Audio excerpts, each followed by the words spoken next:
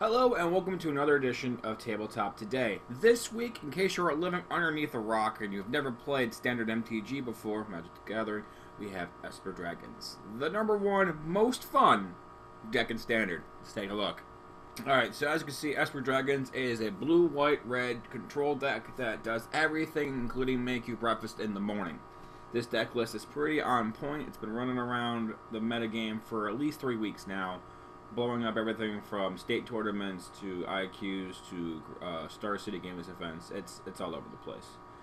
This deck controls the game by having some early game interaction with the Thought Seizes, card draw spells, counter spells, and spot removal in the early couple turns, early counter spells. And then you have, like, the #1 card that made this deck work is Flame Tongue. Where'd it go? Come back here. There we go. Flame Tongue Invocation. You pay a black and 3. Show a dragon from your hand or in play. Target player sacrifices a creature gain 4 life. Against all the aggro decks, it was the answer that they always needed. It gives you curve. It keeps the deck going. It's just amazing. It makes everything. Solves the hexproof problem. Does what it needs to do. The list I'm playing runs 2 Ashiok's main. That's a concession to all these mid-range decks, and like you want to have an extra way to win in the format instead of just like sitting there and grinding your way with just the dragons. It could be right, it could be wrong. Gives you a little bit of an edge in the mirror, and the mirror is the question is in the mirror, who can win the game 1 the fastest and then not lose game 2? That's like the mirror.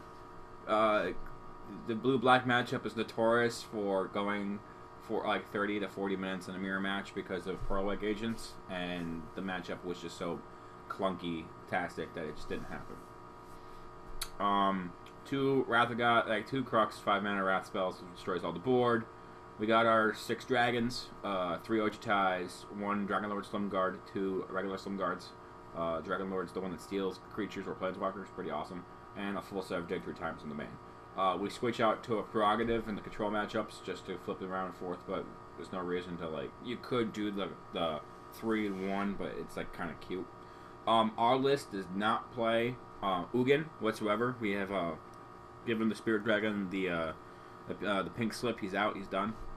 The reason behind that is an 8 mana sink for a sorcery speed spell that may or may not win you the game, especially when your opponent is playing just as many counter spells. They're playing Hero's Downfall, which can destroy your Planeswalker in response to the effect on the stack. Like, it doesn't seem cost effective, and this deck's all about cost effective. Like, you want to be casting spells on their turn.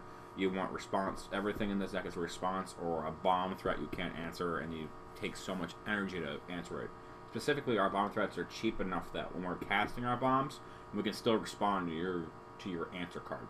So why pay 8 when I can pay 5 and have a counter spell, or be able to play a like most games goes dragon, counter spell, dig, or dig and then counter spell because of the delve ability. How this doesn't only cost usually like blue.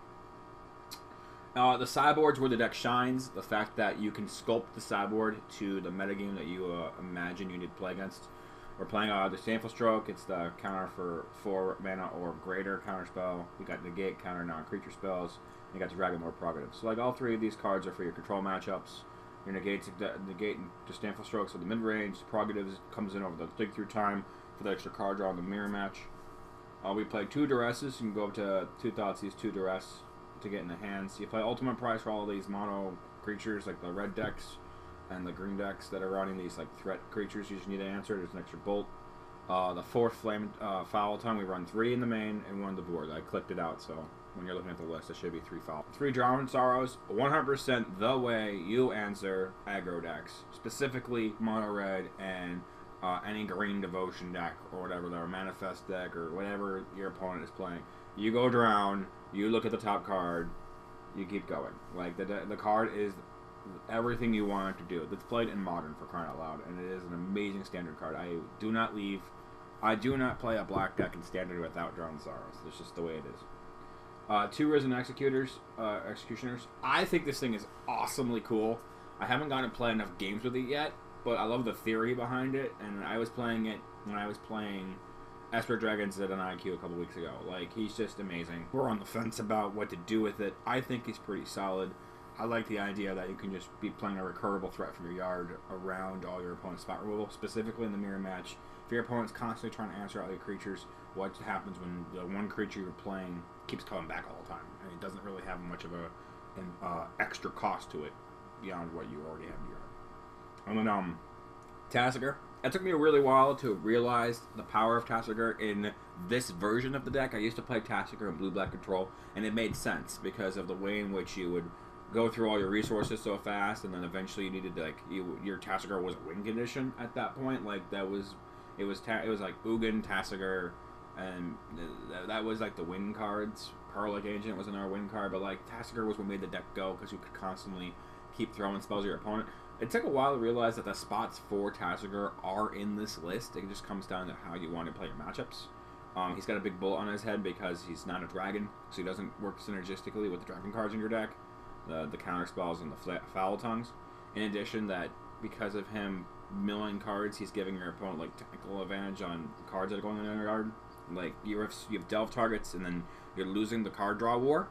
So like I can understand why some people are very fringy about Tasigur, but I think he's a pretty solid pick, and he's definitely where I want to be right now. So this is the deck. It's Esper Dragons. This is the list I'm playing. This is what I'll be grinding online and on Twitch for a good while. If you have any questions, concerns, commentary, or want to just fire off about the deck list, feel free to leave a comment in the section below. Let me know. Hit up the Twitter and follow the Twitch stream, and we'll talk more about the deck. Should be streaming games later this week, all for St. Jude's charity. Come on by, take a watch, hang out, enjoy the stream. Until next time, guys.